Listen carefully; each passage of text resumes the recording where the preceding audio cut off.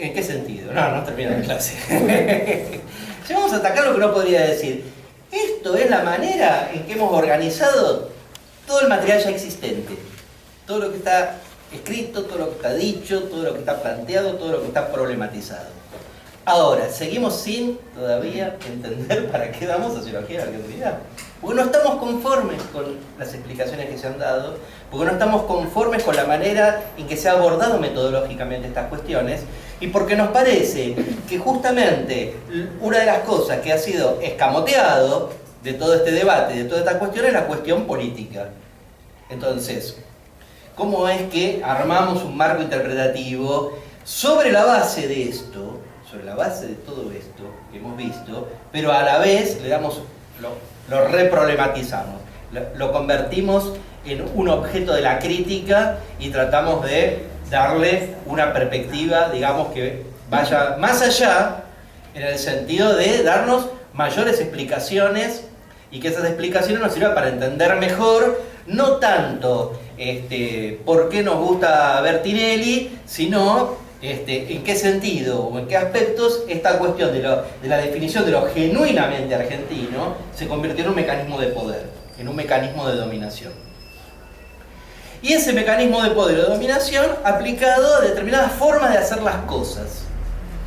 Entonces, nuestro marco interpretativo, aunque vamos a leer cosas de sociólogos, vamos a ver películas, vamos a hacer un montón de referencias, digamos, a gente que va a dar respuestas o que va a intentar dar respuestas a todas estas cuestiones de la argentinidad, va a ser que vamos a tratar de enfocarnos exclusivamente en lo que llamamos regímenes de prácticas, en prácticas sociales. Porque si se trata de determinar ¿qué es lo genuinamente o qué es lo verdaderamente argentino? De lo no genuinamente argentino. ¿Qué es lo verdaderamente argentino y qué es lo falso? ¿Qué es la simulación? Y cómo eso tiene que ver con la manera en que se gestiona el poder en la Argentina. Entonces, la referencia a regímenes de prácticas es, bueno, entonces decime cómo hay que hacer las cosas bien. Entonces, por eso decía, vamos a caer en la literatura, pero más en los manuales de texto, los manuales escolares. Vamos a caer en cuestiones que tienen que ver con la dramaturgia o el cine, pero más en cuestiones sobre procedimientos para hacer determinado tipo de cosas. Es decir, ¿qué es lo que ordena las prácticas? Yo quiero hacer un asado. Fenómeno. ¿Y cómo se hace el asado genuinamente argentino? Si observan con atención, se van a dar cuenta que, por ejemplo, la publicidad es un manual de cómo hacer cosas, de reglas y de procedimientos, de cómo hacer cosas cotidianas, comer, vestirse, ir a un espectáculo, entender el mundo que nos rodea, consumir, producir. Esto es algo que, por eso decimos marco interpretativo. A medida que vayamos entrando en este marco interpretativo, vamos a salir del aula, vamos a tratar de que todo lo que vemos, tratar de verlo a través de ese marco interpretativo. Vamos a tratar de hacer ese esfuerzo. A mí me pasa mucho, voy caminando por la calle y veo una publicidad, ¿no?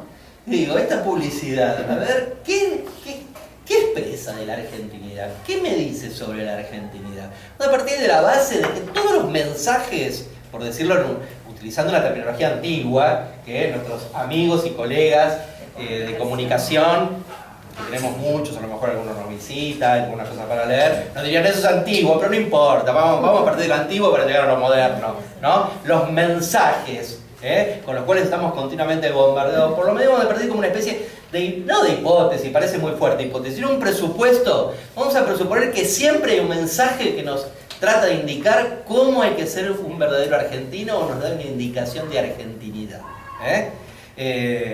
Y que esto va a tener que ver con que los que trabajan en publicidad, con los que hacen programas de televisión, con los que forman parte de los departamentos de marketing, digamos, de las principales empresas del país, aunque no hayan cursado la sociología de la argentinidad, saben muy bien que la argentinidad es un punto central, un discurso central para vender algo. Ahora, eso que nos pueden vender puede ser un producto para consumir, una hamburguesa, ¿no? Comete el Super Mac Argento. Una versión de la propaganda McDonald's, claro, uno pasa y no se da cuenta. ¿Cómo el Mac Argento? Comete la auténtica hamburguesa argentina. Yo no lo veo en otra parte del mundo, que dice, comete la auténtica hamburguesa congoleña. No, digamos. O a lo mejor sí, Sí, no sí. lo sé. McDonald's lo hacen No lo en casi sé. todos lados. Sí. Ahora, eso tiene un impacto. Hay diferentes maneras de asar una carne, dice la publicidad del vino, pero hay un solo vino que es auténticamente argentino. No me acuerdo cuál era. Un vino caro, un vino que no tomamos. Hay una manera de hacer una carne, que es algo argentino, pero una sola manera de tomar el vinito. Digamos, este es el auténtico vino argentino. En política nos vamos a encontrar con que pasa muchísimo eso.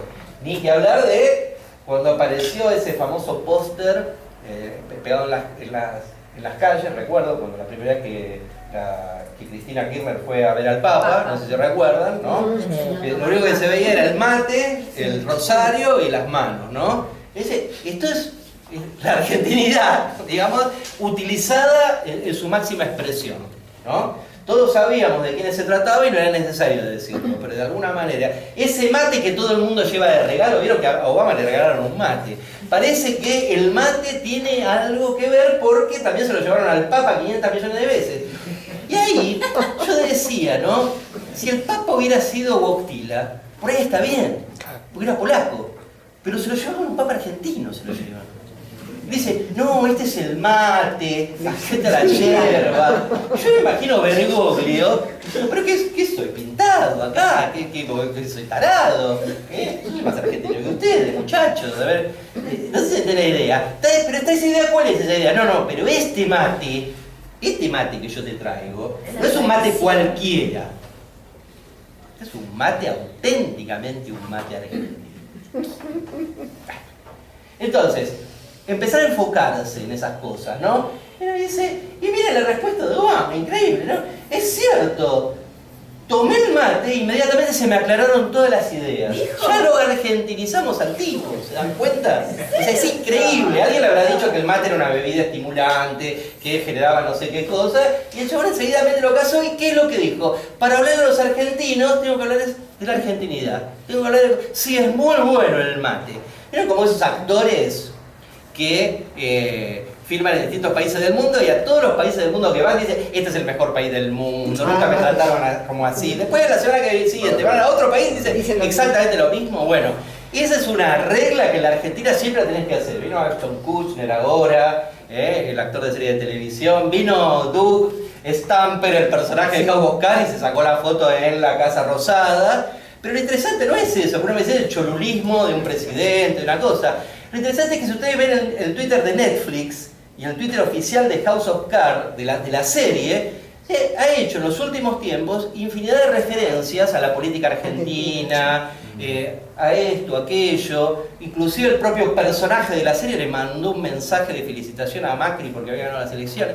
Es decir, y eso no pasa con todos los países del mundo. Es una política de comunicación y de venta deliberada hacia la Argentina que tiene Netflix, que sabe que la argentinidad es algo que a los argentinos nos gusta, que nos hablen de ella y que nos gusta que, digamos, el mundo sepa de nosotros, de hecho, que el mundo, ¿no? Nos conozca. Para promocionar la cuarta temporada regalaron choripanes. Regalaron choripanes, exactamente.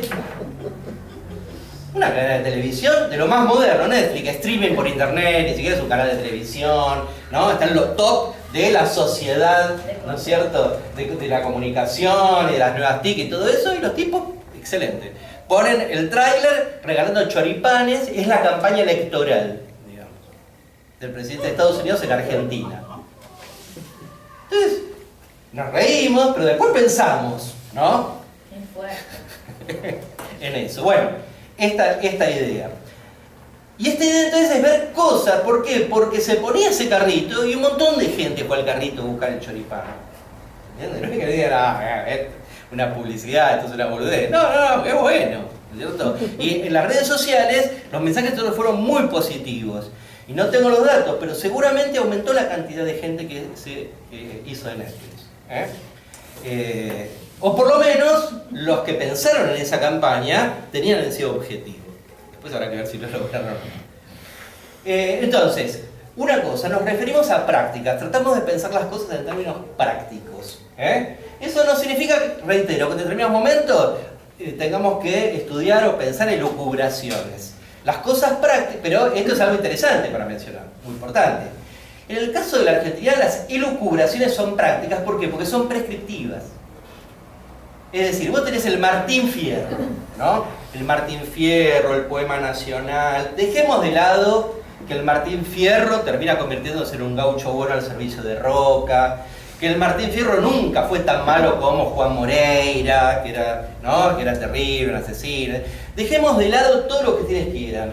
Pero cuando uno va a las escuelas, cuando uno le pregunta a cualquier persona qué es lo que más se acuerda del Martín Fierro, son los consejos del viejo Vizcacha.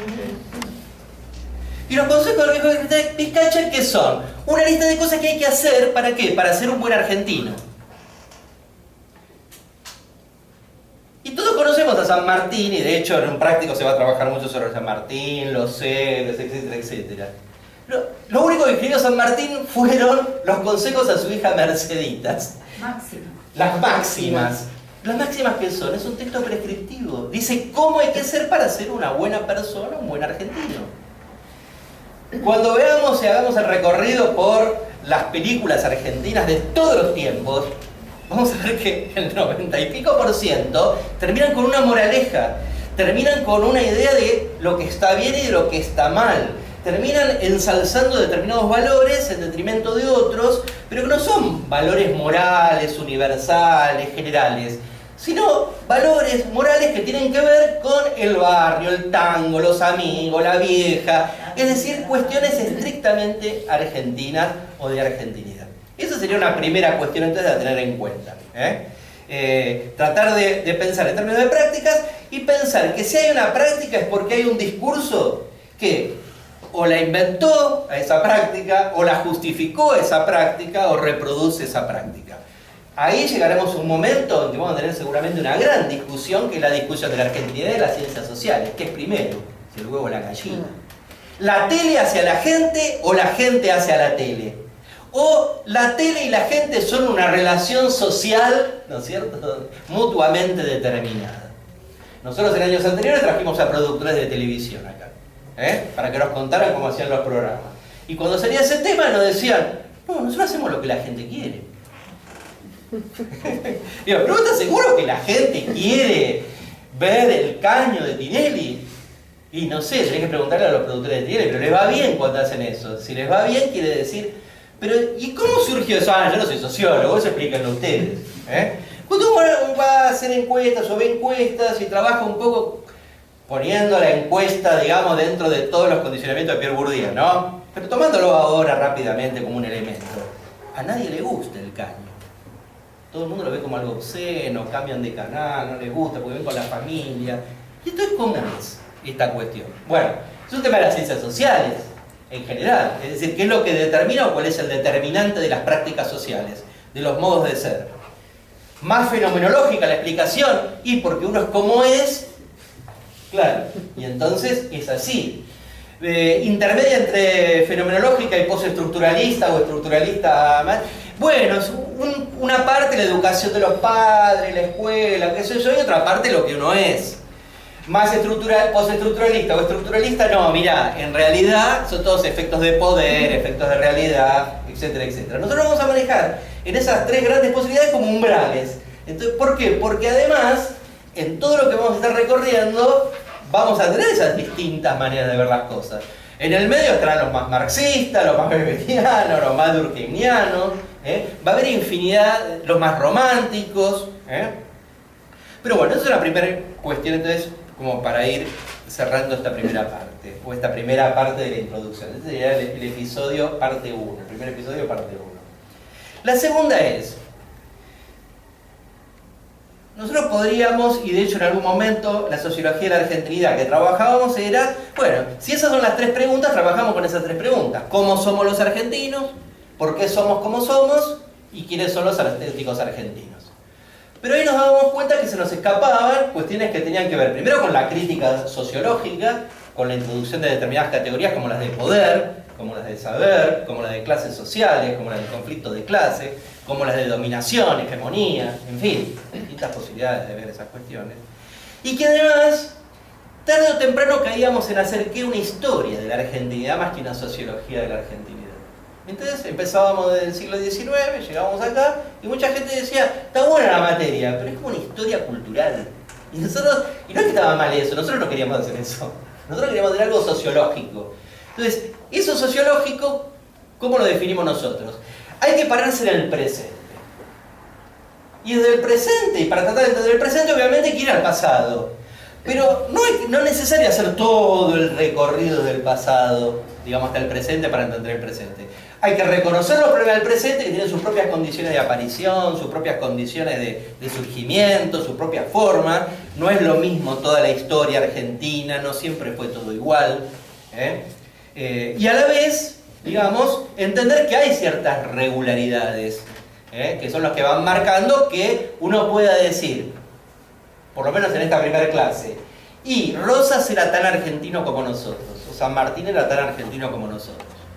A medida que vayamos desarrollando las clases, vamos a ver si eso es tan así o no. O nuestros abuelos eran tan argentinos como nosotros.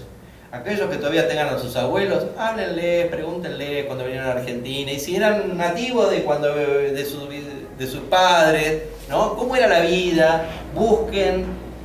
Y se van a encontrar con que de repente hay cosas que uno dice es exactamente igual. ¿Vieron que generalmente cuando se habla de cuestiones políticas en la Argentina, y la clase política siempre fue igual, siempre hubo corrupción, siempre esto, siempre. Hay un acento, hay como una cosa, ¿no? Donde todo está puesto en que no se puede cambiar.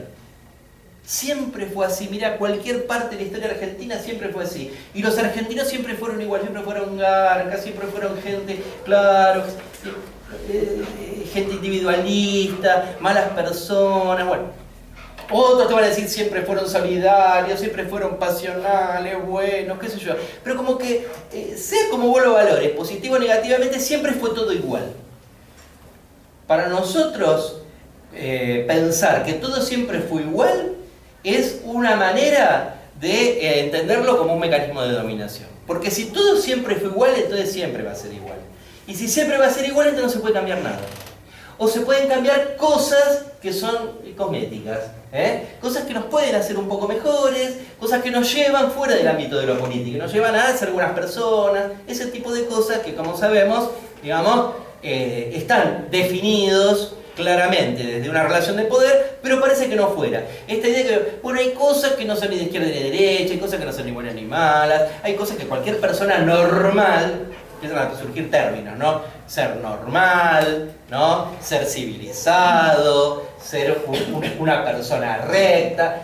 Una serie de términos que no son términos abstractos, son maneras de ser, son maneras de conducirse, fácilmente reconocibles o no, de acuerdo a cómo uno, digamos, en qué ámbito social se mueva.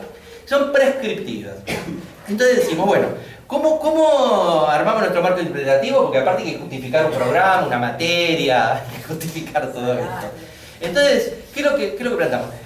En lugar de preguntarnos cómo somos los argentinos, lo que nos vamos a preguntar es cómo llegamos a ser como somos. Somos sociólogos, no nos interesa la historia por la historia misma.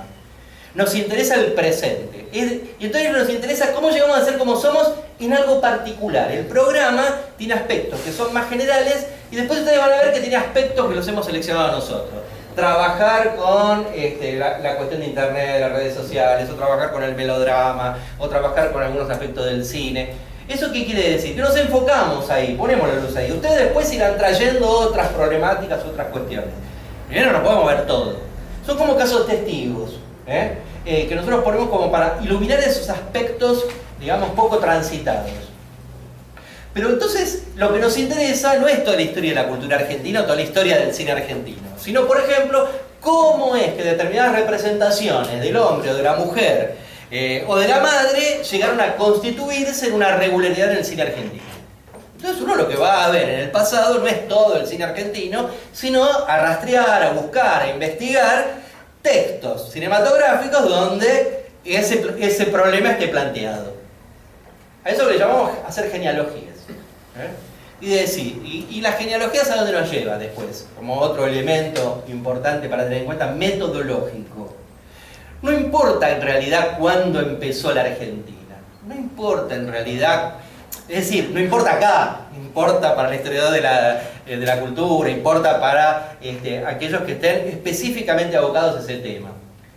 Pero para nosotros no importa tanto si el 9 de julio de 1816 los tipos que estaban ahí decían somos argentinos o no somos, o somos de Chuquisaco, vaya a saber dónde eran.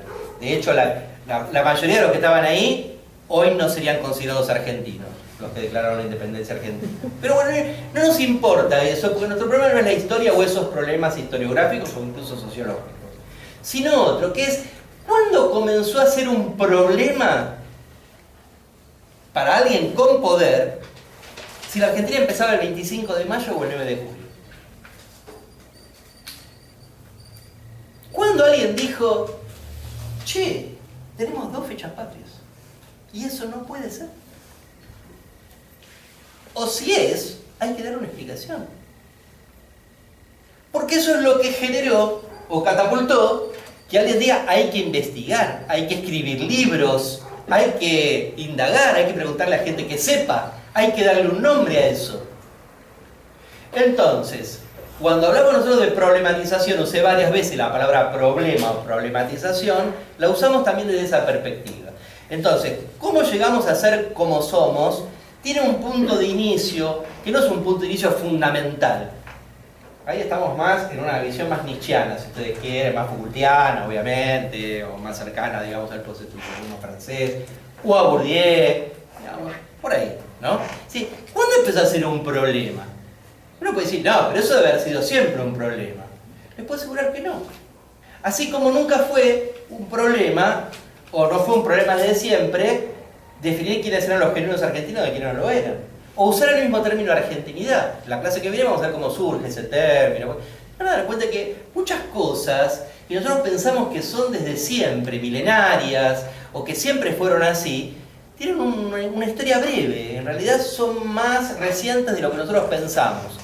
Y que por distintos mecanismos se le dio una profundidad histórica terrible, ¿no? Siempre recuerdo cuando escribí mi tesis de doctorado sobre Carlos Octavio Bunge, uno de los sociólogos que inventó la argentinidad, y la teoría del crisol de razas y todo eso, algo veremos de Bunge, que él decía, bueno, la argentinidad en realidad empezó con los griegos.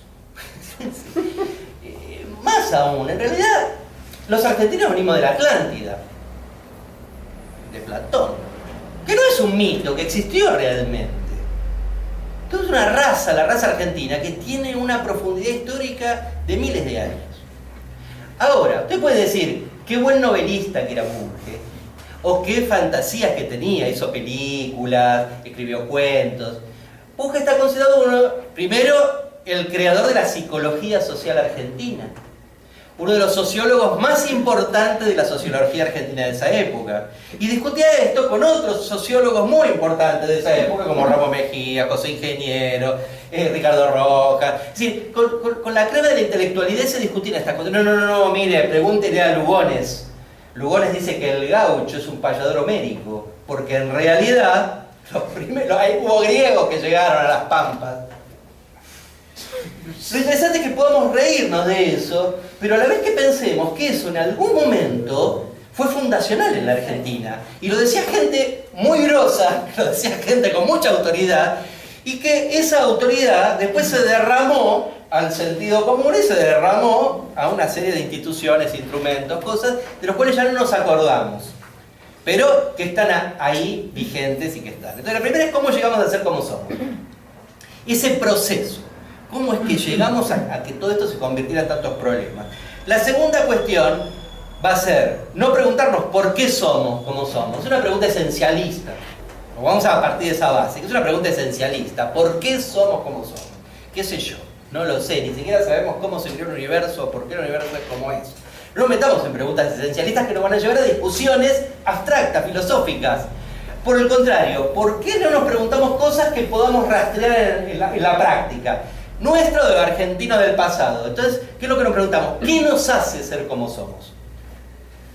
Si ser como somos tiene una historia, si ser como somos implica que alguna vez no fuimos, quiere decir que algo nos hizo cambiar, o que algo nos modificó, que algo nos hizo que seamos pasionales. Es un giro teórico, es un giro, digamos, metodológico. No quiere decir que el otro esté mal, no quiere decir que el otro es toda pavada, no quiere decir que tiramos todo y acá somos todos unos genios que vamos a resolver todo eso, sino que, como alguien plantea, vamos a tratar de ver cosas que no se ven generalmente y vamos a tratar de ver hasta qué punto podemos darle una vuelta de tuerca a lo que ya está escrito y a lo que ya está pensado. Y en tercer lugar, no nos vamos a preguntar quiénes somos los auténticos argentinos, porque acá, sinceramente, la única relación de poder que hay es que yo estoy acá y todos ustedes escuchándome, digamos, no le queda más remedio, que es el profesor, y vamos a tratar de ablandarla, esa relación, en lo máximo que se pueda. Pero acá no venimos a definir quién es el verdadero argentino, quién es el más puro, digamos que esa no es nuestra orientación política, que esa no es nuestra preocupación, por el contrario, criticar. Decir que si uno se pregunta, aunque con la mejor buena intención, quiénes somos, en esencia, digamos, va a estar lejos de nuestras preocupaciones políticas. Y esperamos que las de ustedes también. Porque nos va a llevar no a cuestiones retóricas, sino también a prácticas, que no solamente en el mundo, sino también en la Argentina, tienen muchísimo que ver, por ejemplo, con las cosas que se van a conmemorar mañana en la Argentina. Es decir, es una pregunta peligrosa.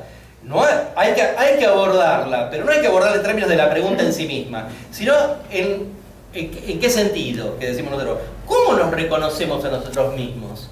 Es decir, ¿cómo ha sido ese proceso por el cual nosotros nos reconocemos, para bien o para mal, positivo o negativamente, en determinadas cosas y las criticamos? Pero no desde un lugar esencialista, no desde un lugar de pureza, sino en un lugar de diversidad. Ahora, esa diversidad constantemente está chocando con una fuerza unificadora, homogeneizadora. Es decir, hay, por un lado, vamos a encontrar que hay una heterogeneidad de prácticas sociales, hay una heterogeneidad de formas de ver y de entender la argentinidad, la identidad nacional, etc., que por alguna razón no están incluidas dentro de toda esta literatura, dentro de todo este pensamiento. Ahí tendremos que ir a buscar el pueblo, ¿qué es el pueblo? ¿Qué es lo popular? ¿Qué es todo aquello que no es visible o es visible siempre a través de la voz de otro? No vamos a trabajar directamente con Spivak, pero la idea sale de ahí, ¿no es cierto? ¿Puede hablar el subalterno? ¿Quién habla del subalterno? ¿No? Ayer puse en el Facebook una pregunta. ¿Alguien me puede dar un ejemplo de una película argentina, un programa de televisión argentino? De ficción, no documental, no que lo hizo Pino, no que lo hizo el Polo Obrero, no que lo hizo, ¿no? Donde haya obreros en una fábrica haciendo una huelga o cuestionando el modo de trabajo. Había está bien, había una, dos y hay como 5.000 películas argentinas. Ahora sí hay de oficinistas haciendo huelga, de peones rurales haciendo huelga, de empleados administrativos haciendo huelga. Esa idea de que alguien está hablando, alguien está mostrando conflictos obreros, de trabajadores, sí, pero lo cuenta de una manera, digamos, que es genuina, pero a la vez que deja fuera otras cuestiones. Qué extraño, ¿no? Entonces nos preguntamos, ¿qué extraño es eso? Y nos iremos por esa extrañeza. Claro que hay 2, 3, 4 ejemplos, pero lo que llama la atención es que sean 2, 3, 4 ejemplos. Lo que llama la atención es que si uno quiere ver cuestiones en la televisión, lo único que se me ocurre, y por eso yo escribí un texto sobre eso, que lo sacamos ahora de la bibliografía, pero lo quiero leer, la telenovela Dulce Amor, que salió hace un par de años. Pero ahí era Golosinas Bandi. Los tipos hacen una huelga, hacen un piquete, están de telenovela. Absolutamente telenovela argentina. Sin embargo, había obrero con el overol, hacían la asamblea, estaba el delegado. Esto es interesantísimo, digamos, ¿no? Porque bueno, ahora dijeron que está ahora la León, exactamente. Bueno, tenemos 2 ejemplos, mira vos, 2 ejemplos, ¿no? Qué interesante para pensar. Bueno, ¿tendrá esto algo que ver con lo que decía al principio? Hay muchas argentinidades de clase, pero parece que hay una que siempre se impone sobre las demás. También hay argentinidades provinciales que tenemos que ver. Muchas veces ustedes solamente ven la argentinidad de Buenos Aires. Tratamos de no hacer eso.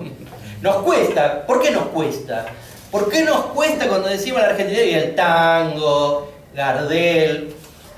Y lo primero que nos sale. Si yo le digo, no, bueno, la Argentina no es solamente Buenos Aires, entonces por ahí el folclore. Yo digo, mirá que el folclore no lo inventó nadie del interior, Mirá que la poesía gauchesca, como decía Borges, la poesía gauchesca la inventaron todos intelectuales en bares, digamos, de Buenos Aires. Bueno, entonces, ¿cómo nos reconocemos? ¿Cómo ese proceso de cómo llegamos a ser como somos y de qué nos hace ser como somos, verlo en esos procesos de reconocimiento? ¿Por qué en algunas cosas nos reconocemos o nos reconocen como argentinos y en otras no? Y que esto es algo que, si bien tiene una variación, está sujeto, digamos, a determinados patrones de dominación o de hegemonía o de poder o como ustedes quieran denominarlo. Hasta acá la presentación, entonces. El cierre. Empezamos planteando la de sentido común, que es la argentinidad, el modo y forma de ser los argentinos. ¿Con qué cierro esta primera parte? Dando vuelta esa primera afirmación. Porque para nosotros la sociología tiene que cuestionar el sentido común. Aunque sea para decir, ¿sabes qué? El colectivero tiene razón. Pero antes de decir que el colectivero tiene razón, yo me reservo el derecho, como sociólogo, como tipo crítico, que estamos acá en la universidad, de cuestionar hasta qué punto hay una verdad o no ahí. Y entonces digo, no, la argentinidad no es el modo y forma de ser de los argentinos. ¿Saben qué? Podemos discutir de los ensayos, podemos discutir de las instituciones, podemos discutir de Maradona, todo lo que quieran, pero no les voy a permitir a partir de hoy, no, eso sí, pero digo, vamos a tratar de que no me digan que la argentinidad es el modo y forma de ser de los argentinos. Y entonces, ¿qué es la argentinidad? Es lo que produce el modo y forma de ser de los argentinos. Y esa va a ser nuestra hipótesis principal de trabajo, pero en esos términos metodológicos, interpretativos, no como verdad que no decimos más. No, cada vez que digamos, no, pero esto sí es así como es, no le busquen la vuelta, vamos a tratar de decir, hacé la genealogía. Busquemos si realmente es así. Investiguemos. Y esa investigación hagámosla mirando prácticas o consultando prácticas del pasado, del presente, de gente cercana, de gente lejana, de que alguien nos puede haber contado, o que en determinados lugares, como son manuales, nos digan que las cosas son de determinada manera y no de otra. Y ver si realmente es así o no es así. A lo mejor llegamos a la conclusión de que hay cosas, mal que nos pese, que son medio esenciales, no lo sé. Vamos a tratar de partir de la base de que es nuestra obligación cuestionar eso. Si después llegamos a la conclusión de que por más vueltas que le demos, es así, será así. Pero nos tomamos esa libertad. Y en esa libertad, ¿qué es lo que hacemos? Practicamos el oficio del sociólogo. Que después de todo, digamos, quizás sea ese y no otro, no lo sé, no lo sabemos. Pero vamos a tratar de transitarlo. Bueno, por mi parte dejo acá, creo que me excedí 6 minutos, prometo.